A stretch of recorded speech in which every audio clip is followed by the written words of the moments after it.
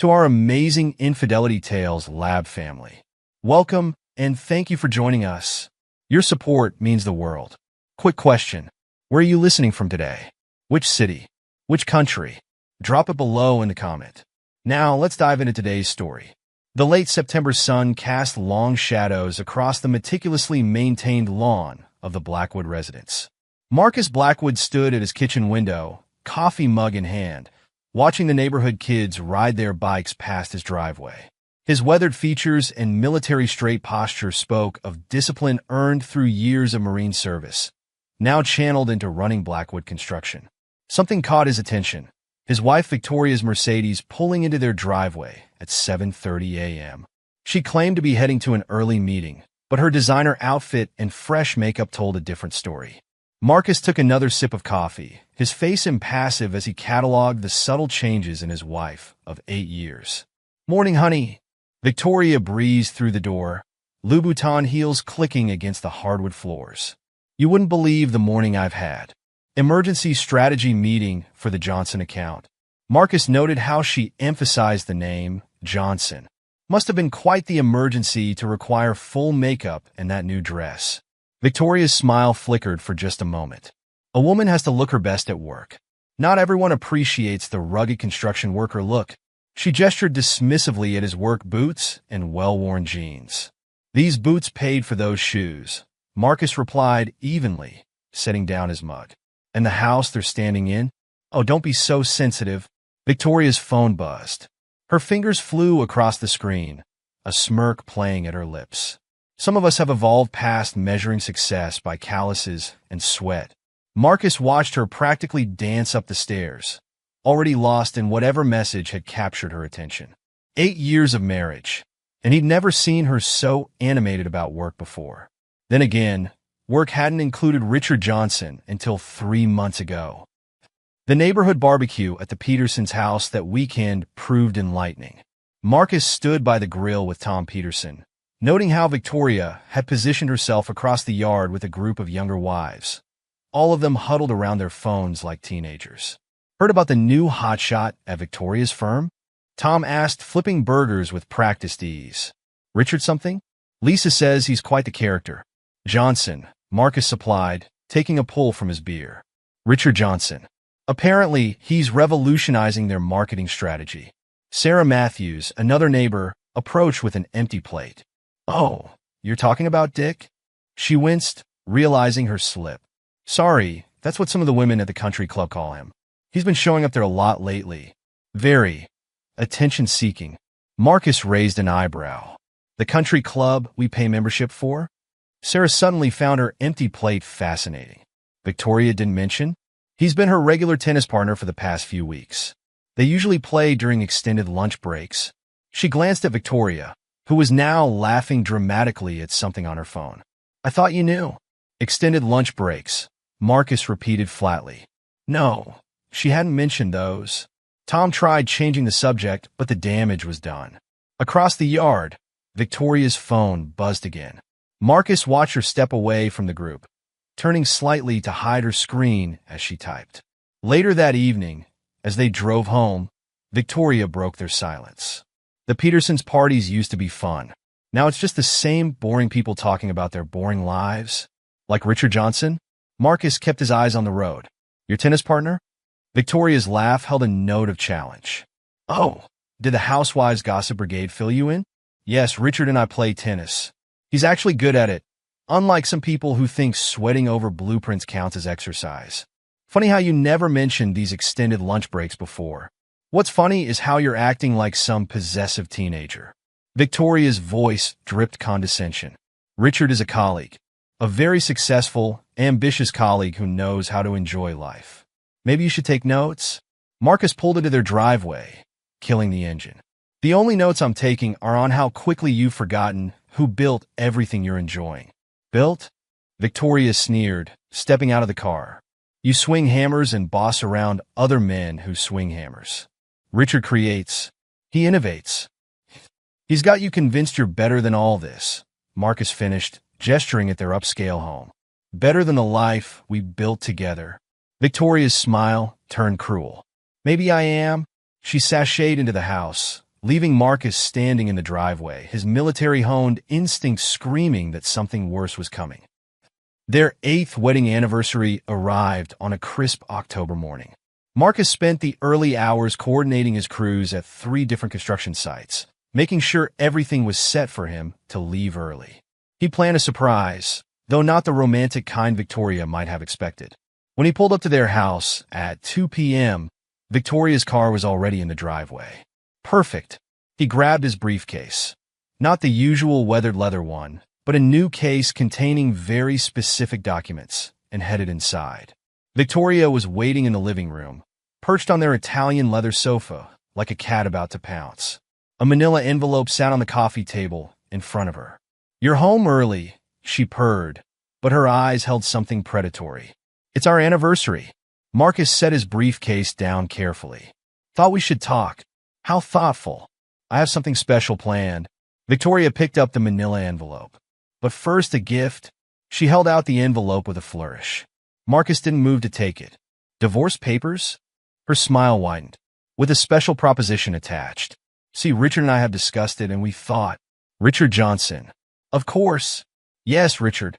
Victoria stood, smoothing her dress. "He's helped me see what I've been missing. Adventure. Passion. A man who knows how to satisfy a woman's needs." She stepped closer, her voice dropping to a theatrical whisper. "And tonight he's going to show us both how it's done." Marcus felt ice spread through his veins, but his voice remained steady. "Explain?" "Honey, I have a special gift," Victoria announced, her smile turning predatory. "I've been meeting someone at work, and tonight he's joining us for a wild night. He'll show you how to really treat me in bed." Marcus stood perfectly still, his military training kicking in as fury coursed through his veins. "The moment that fool steps foot into my house, I'll turn him into a mess and destroy his Johnson. Then, I'll kick both of you out on the streets for all the neighbors to laugh at." Victoria laughed, already texting Richard. "He's already here, sweetie. I invited him early." The doorbell rang. Marcus didn't flinch. 8 years of marriage ending with a doorbell chime. Somehow fitting. Victoria practically skipped to the door, throwing it open to reveal Richard Johnson in all his manufactured glory. 6 feet 4 inches of expensive suit and cosmetic dentistry walked into Marcus's house, carrying a bottle of champagne and wearing an expression of practiced charm. "You must be the husband," Richard said, attempting to maintain his swagger. "Victoria's told me so much about." Marcus's response was immediate and calculated. He reached into his pocket and pressed a button on his key fob. Throughout the house, steel shutters descended over the windows with mechanical precision. The front and back doors locked automatically, their heavy bolts sliding home with decisive clicks. "What's happening?" Victoria demanded, her confidence wavering for the first time. Marcus smiled, and it wasn't a kind expression. "Insurance," he replied calmly. "Against witnesses." Richard's perfect teeth showed in what he probably thought was a disarming grin. "Now, Marcus. Can I call you Marcus? Let's all stay calm here. Victoria, and I thought you might appreciate a more progressive approach to marriage." "Progressive?" Marcus's voice could have frozen hell itself. "Is that what you call fucking other men's wives and stealing their money?" Victoria's face went pale. "What are you talking about?" "Oh, we'll get to that." Marcus picked up his briefcase. "But first, let's discuss your special gift. I have a few presents of my own to share." The sound of the briefcase locks clicking open echoed in the suddenly silent room. Through the steel-covered windows, the afternoon sun cast strange shadows, turning their tastefully decorated living room into something more resembling an interrogation chamber, which Marcus reflected as he watched panic begin to creep into both Victoria and Richard's expressions, wasn't entirely inappropriate. The real interrogation was about to begin. "Darling," Victoria tried, her voice honey-sweet but trembling slightly. "You're overreacting. Richard and you," Marcus cut her off, "should sit down. We have a lot to discuss before those shutters go back up." Richard glanced at the front door, obviously calculating his chances. Marcus smiled again, and this time there was something in it that made the taller man step back. "Sit," Marcus commanded, his voice carrying 8 years of built-up anger and the authority of his Marine Corps days. "Both of you. Now." They sat. Outside, a neighbor walked their dog past the Blackwood house, noting the unusual sight of the security shutters deployed in broad daylight. But they kept walking. Everyone knew Marcus had installed an expensive security system after that attempted break-in last month. Nothing to worry about. They had no idea that inside those steel-wrapped walls, 8 years of marriage were about to end in a way that would have the whole neighborhood talking for years to come. And Marcus Blackwood, former Marine and successful businessman, was about to remind everyone why you should never mistake dignity for weakness. The real show was just beginning. The silence in the locked-down living room stretched like a wire about to snap. Victoria's confidence had faltered, but her eyes still held defiance. Richard Johnson's perfect posture had developed a slight slouch, his expensive suit suddenly seeming more costume than clothing. The champagne bottle dangled forgotten from his manicured fingers. Marcus moved with deliberate calm, setting his briefcase on the coffee table. The steel shutters had transformed their bright living room into an intimate theater, perfect for the performance he'd planned. "Before we proceed with your special gift," Marcus said, his voice carrying the weight of absolute certainty, "I have some gifts of my own to share." The briefcase opened with a precise click. Inside lay 3 manila folders, each labeled with meticulous care. Marcus lifted the first one, savoring the moment as both Victoria and Richard tracked his movements like prey watching a predator. "Interesting thing about success," Marcus mused, opening the first folder. "Everyone wants to claim it, but few want to earn it. Isn't that right, Richard?" Richard's throat bobbed as he swallowed. "Look, Marcus, whatever you think you know, show them," Marcus commanded, tossing the folder's contents onto the coffee table. Photographs spilled out, dozens of them. Each showed Richard in compromising positions with different women, all wearing wedding rings, all from Victoria's office. Victoria snatched up one of the photos. "What is this?" Her voice wavered between anger and fear. "Have you been stalking him?" "Stalking?" Marcus's laugh held no humor. "No, Victoria. I've been watching you. The rest came as a bonus." He turned to Richard. "Tell her about Susan from accounting. Or maybe Lisa in HR. Both still think they're your only side piece." Richard's tan seemed to pale. "Those were business meetings. In hotel rooms?" Marcus pulled out his phone, showing a video clip. "With your tongue down their throats? That's an interesting business strategy." Victoria stood abruptly. "This is ridiculous. You're just trying to—" "Sit down." Marcus's command cracked like a whip. "We're just getting started." The second folder landed on the table with a heavier thud. Bank statements, loan documents, and bookies' receipts spread across the polished surface. "Your new boyfriend has expensive tastes, Victoria. Unfortunately, his income doesn't quite match his appetite." Marcus picked up a particularly damning statement. $700,000 in gambling debts. "That's quite a hole you've dug, Dick." Richard's facade began to crack. "How did you get those?" "Those are private." "Private?" Marcus's smile was razor-sharp. "Like the private accounts Victoria's been accessing at 2 a.m. to help cover your losses?" Victoria went completely still. "What are you talking about?"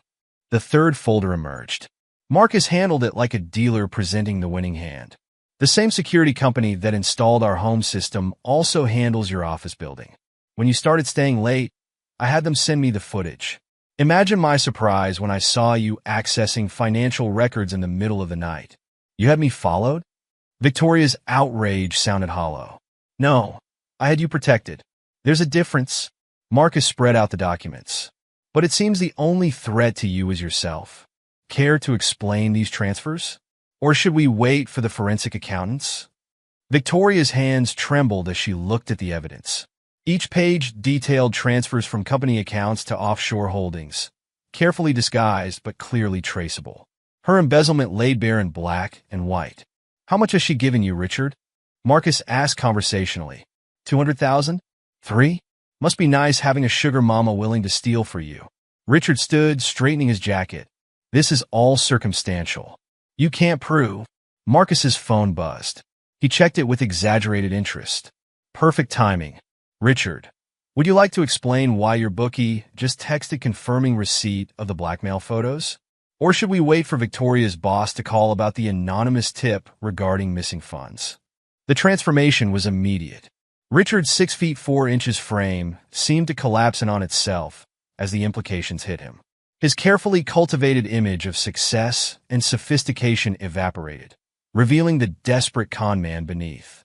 "You're bluffing," Richard stammered, but his eyes darted to the windows, still sealed behind steel shutters. Victoria's phone erupted in a cascade of notifications. Her face drained of color as she read message after message. "You didn't?" she whispered. "Oh, but I did." Marcus leaned back, the picture of relaxed control. "Your entire office knows now. The police are probably reviewing the evidence as we speak." Victoria lunged for her purse. "I need to call my lawyer." "Which one?" Marcus asked. "The firm's lawyer who's currently discovering your theft. Or our divorce lawyer, who just received proof you violated the prenup's infidelity clause?" Richard made a break for the door, forgetting it was locked. He yanked uselessly at the handle, his composure completely shattered. "Let us out," Victoria demanded, but fear had replaced her earlier arrogance. "You can't keep us here." "Actually, I can. Home invasion protocol." Marcus held up his phone. "As far as anyone knows, I'm dealing with burglars. In fact," he pressed a few buttons, "I just alerted the neighborhood watch. They're probably gathering outside right now." Victoria tried a different approach, her voice turning sultry. "Marcus, baby, we can work this out. Whatever you want." "What I want?" Marcus stood slowly. "What I want is for you both to understand exactly what you've lost. Richard, those photos are already circulating among your other victims. Victoria, your parents called. They're particularly interested in how you've been handling their investment in the firm." Richard slumped against the door. "My bookie. He'll kill me." "That sounds like a personal problem." Marcus checked his phone again.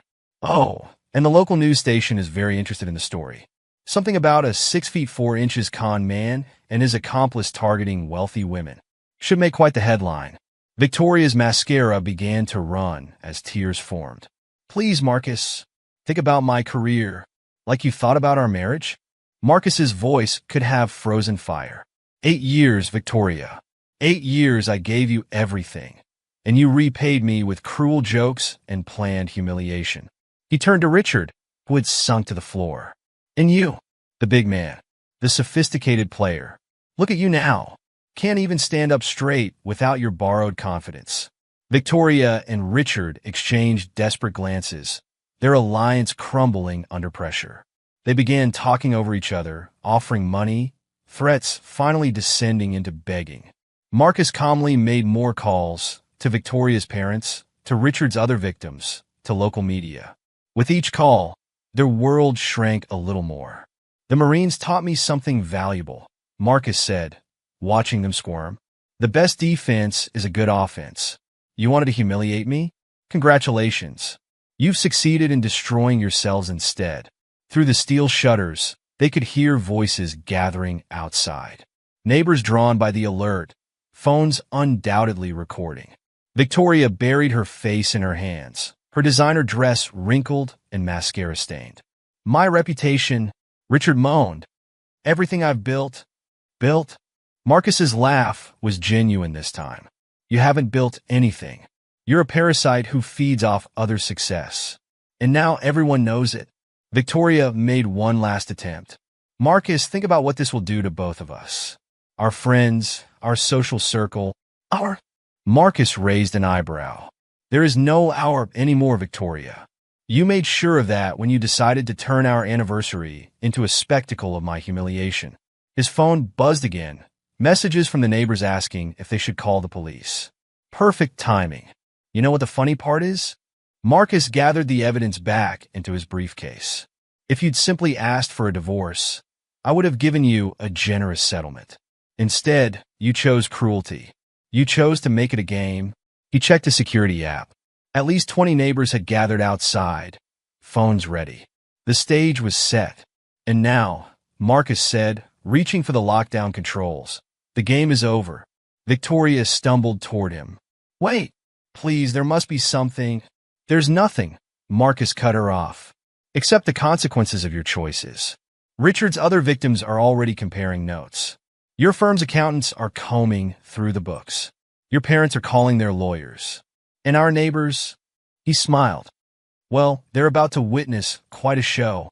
Richard had given up all pretense of dignity, slumped against the wall like a broken mannequin. His designer suit was wrinkled, his perfect hair disheveled. The great Richard Johnson, reduced to his true form. Victoria's tears had stopped, replaced by a blank stare of shock as reality settled in. Her phone continued buzzing with messages she no longer dared to read. Marcus stood in the center of his living room, surrounded by the wreckage of his marriage, but somehow taller than ever. He hadn't raised his voice once, hadn't thrown a punch, hadn't needed to. "You wanted to show me how a real man handles things," he said quietly. "Thank you for the opportunity to demonstrate." His finger hovered over the lockdown release. Outside, the crowd grew larger, drawn by the neighborhood watch alert about caught intruders. Everything was in place. The time had come to let the world see exactly who Victoria and Richard really were. Sometimes, Marcus reflected, the best revenge isn't violence. It's simply giving people enough rope to hang themselves, and then letting everyone watch them fall. Marcus's finger pressed the lockdown release button with surgical precision. The steel shutters rose with a mechanical hum, revealing the gathering crowd outside. Phones raised like torches in the fading evening light, their cameras ready to capture what everyone believed was a burglar takedown. Victoria's eyes widened as reality crashed in. Through the rising shutters, she could see Susan from 3 houses down, phone held high. Tom Peterson stood with his teenage sons, all recording. Even Mrs. Henderson, the retired teacher who never left her house after 5 p.m., stood on her lawn in her gardening hat. "What have you done?" Victoria's voice cracked. "Given you the audience you wanted." Marcus opened the front door, though perhaps not quite the show you planned.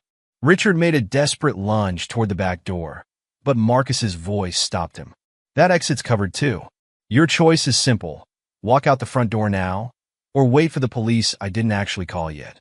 Your bookie might appreciate knowing your current location." The mention of the bookie drained the last resistance from Richard's frame. His expensive suit hung like a costume on a scarecrow, his carefully styled hair disheveled from nervous sweating. "This wasn't supposed to happen," Victoria whispered, mascara trails marking her cheeks. "You were supposed to— to what?" Marcus's voice carried just enough for the nearest neighbors to hear. "Break down? Beg? Accept your little humiliation game." The word humiliation rippled through the gathered crowd. Phones shifted, focusing tighter on the doorway where Victoria and Richard stood frozen. Someone in the back called out, "Everything okay, Marcus?" "Just fine, Dave." Marcus's calm reply carried clearly. "Just dealing with some uninvited guests who planned a rather unpleasant surprise for my anniversary." The word anniversary triggered another wave of murmurs. Victoria tried to shield her face, but it was too late. Recognition spread through the crowd as neighbors connected the dots. Victoria Blackwood, caught with a strange man on her anniversary. Richard broke first. His height seemed to collapse in on itself as he bolted through the door, trying to push past the crowd. Someone started slow clapping. Another joined in. The rhythm spread until the entire street echoed with it, a synchronized soundtrack to Richard Johnson's desperate escape.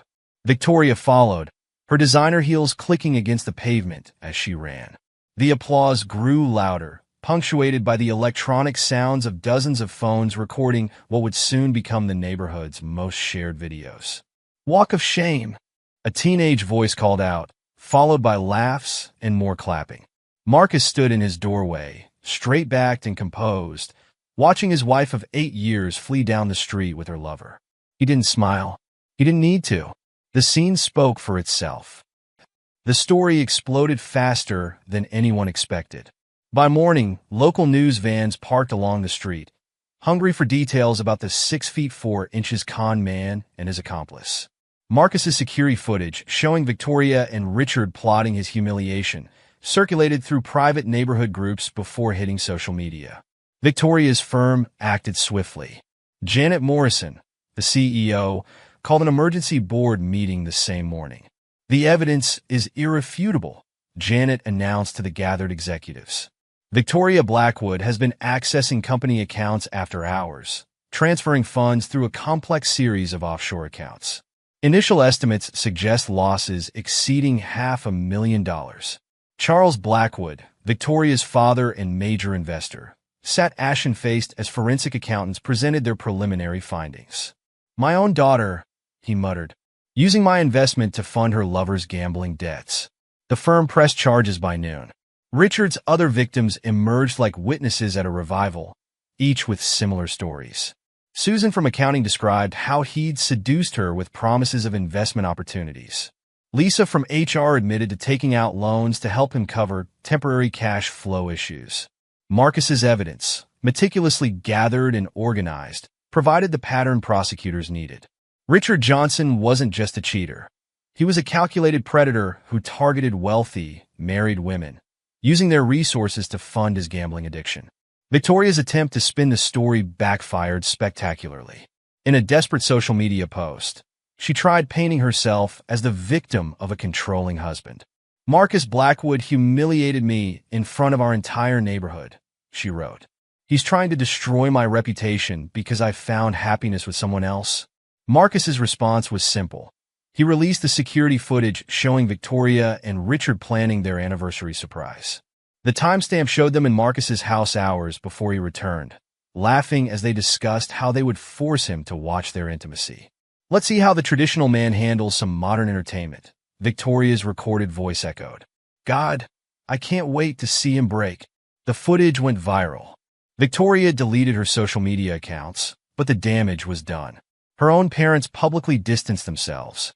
"We raised our daughter with values," Elizabeth Blackwood told reporters outside their country club. "We don't recognize the woman in those videos." 6 months passed. Marcus stood in his new kitchen, bigger and brighter than the old one, watching the morning news. Victoria's sentencing hearing made headlines.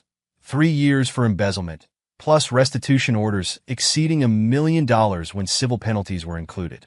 "At least she's got retail experience now," Hannah commented, sliding a coffee across the counter to Marcus. Her understanding smile reflected none of the bitterness her own past could have justified.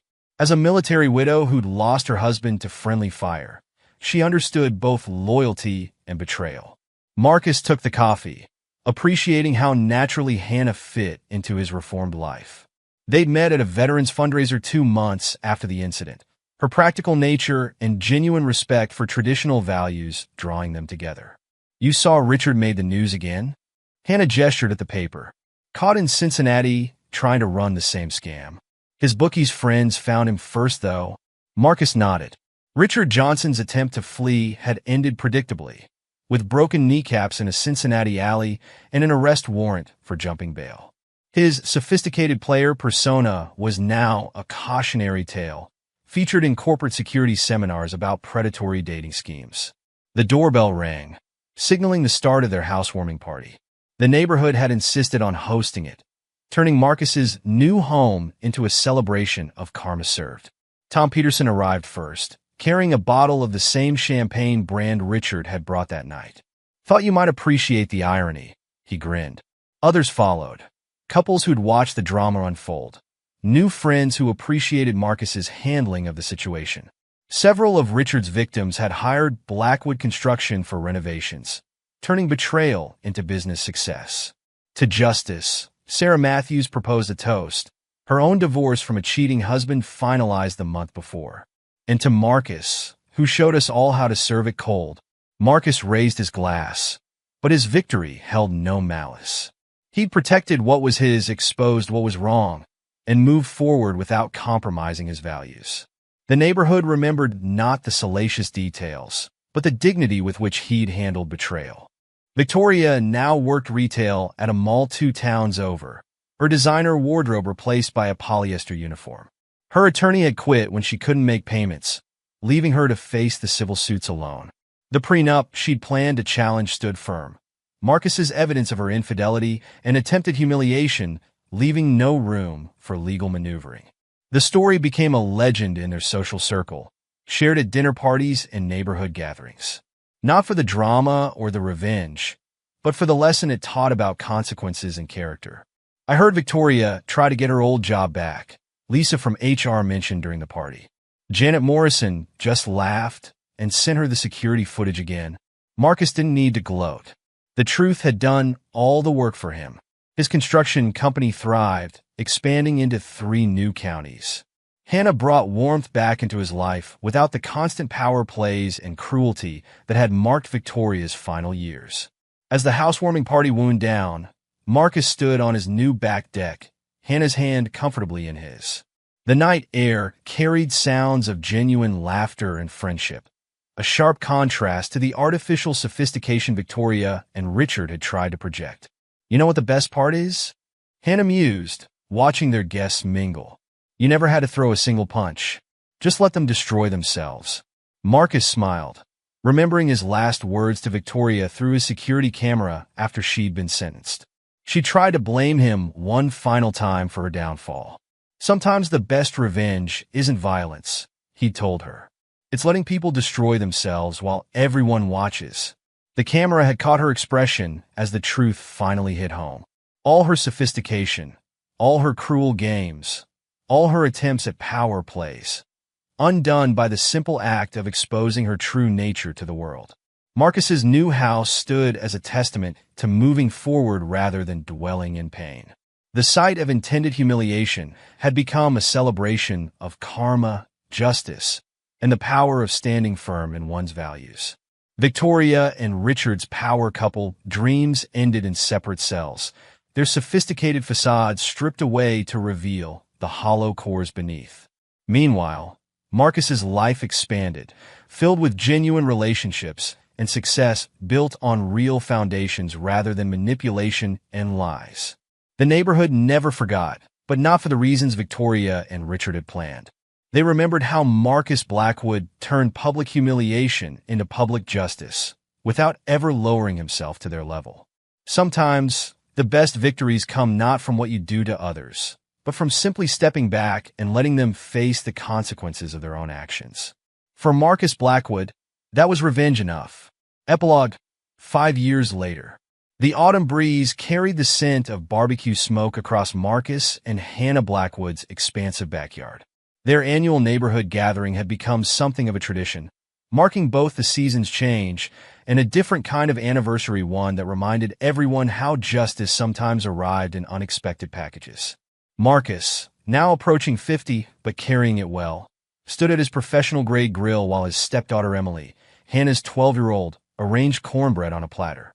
His construction company's logo, recently redesigned, adorned the new outdoor kitchen's backsplash, a testament to Blackwood Construction's expansion into luxury home development across 3 states. Mail came, Hannah announced, walking out with a stack of envelopes, including another one from the correctional facility. Marcus raised an eyebrow, but kept his attention on the grill. Victoria's quarterly attempts at communication had become as predictable as they were futile. 5 years hadn't softened her consequences or his resolve. Same as the others? He asked, though they both knew the answer. Hannah nodded, setting aside the unopened letter. Return to sender. Though Sarah mentioned Victoria's up for parole review next month. The news rippled through the gathering guests. Sarah Matthews, now Blackwood Construction's HR director, confirmed with a grimace. My cousin works in the prison system. Says Victoria's been a model inmate teaching marketing classes to other prisoners. Still runs her little schemes, though, just with cigarettes instead of corporate funds. Tom Peterson, carrying a casserole his wife made, joined the conversation. Heard she tried starting some MLM scheme from inside. Got her privileges revoked for 3 months. Old habits, Marcus commented, his voice free of malice. He'd moved past anger years ago, arriving at something between indifference and mild anthropological interest in his ex-wife's continued attempts at manipulation. The party swelled as more neighbors arrived. Many faces were new. The neighborhood had changed over the years, but enough remained to remember that night when justice wore steel shutters and carried a phone full of evidence. Janet Morrison, Victoria's former CEO, who'd since become a close friend and major client of Blackwood Construction, arrived with her husband. Just came from a board meeting, she announced, accepting a drink. You'll never guess who tried applying for a marketing position through a subsidiary. She didn't. Hannah gasped, though her smile suggested she absolutely believed Victoria would try. Through a staffing agency, using her maiden name, Janet shook her head. 5 years, and she still doesn't understand how background checks work. Or Google. The conversation shifted to Richard Johnson, whose fate had taken even darker turns. After his arrest in Cincinnati 5 years ago, he'd tried recreating his con man scheme in prison, targeting wealthy inmates' wives during visitation. It ended badly. Last I heard, Tom shared, lowering his voice despite the outdoor setting. He crossed the wrong inmate's wife. Got transferred to maximum security after someone rearranged his face. Not so pretty now, from what I understand. 6'4" doesn't mean much when you're sharing space with actual criminals, Sarah added. My cousin says he spends most of his time in protective custody. Still owes hundreds of thousands to his bookies. Marcus listened quietly, tending to his grill. He learned through business channels that Richard had tried contacting some of his former victims, seeking investment opportunities in his prison enterprises. The letters were returned unopened, their recipients wiser and warier. Emily, wise beyond her years, looked up from her cornbread arrangement. Dad, is it true you never even hit them? My friend's mom says you're her hero because you showed her how to handle her divorce without getting mad. Marcus shared a warm look with Hannah. They'd married 3 years ago, blending their families with the same careful consideration Marcus brought to his construction projects, building on solid foundations, one day at a time. Violence rarely solves anything permanently, he told Emily. Sometimes the best way to handle people who want to hurt you is to step back and let them face themselves. The gathering had grown large enough to spill onto the front lawn. New neighbors mingled with old, sharing stories and building connections.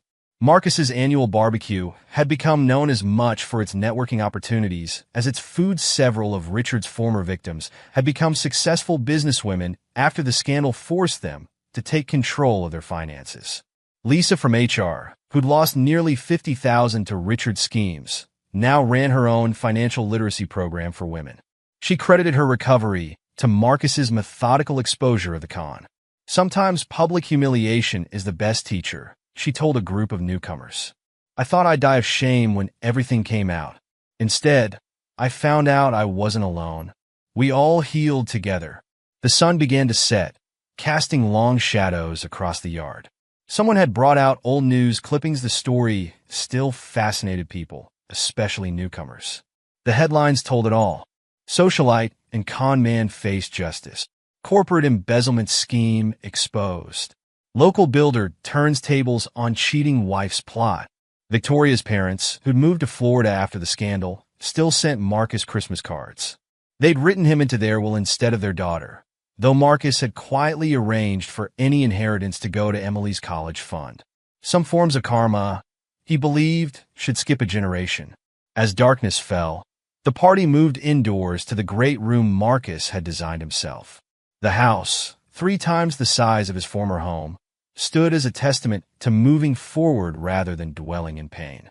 Every detail, from the security systems to the open sight lines, reflected lessons learned and wisdom gained. Hannah gathered everyone for a group photo, an annual tradition.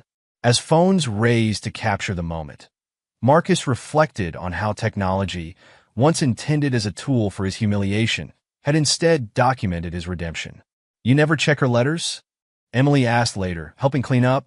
The unopened prison envelope sat on the counter, Victoria's careful handwriting visible through the security screening marks. No need, Marcus replied. The past is the past. We build forward. Recent updates on Victoria painted a predictable picture. Her attempts at early release had been denied, her pattern of manipulative behavior noted by prison psychiatrists. She'd written a blog post about surviving betrayal that conveniently reversed the roles, but the internet's memory was long. Comments quickly filled with links to the original security footage.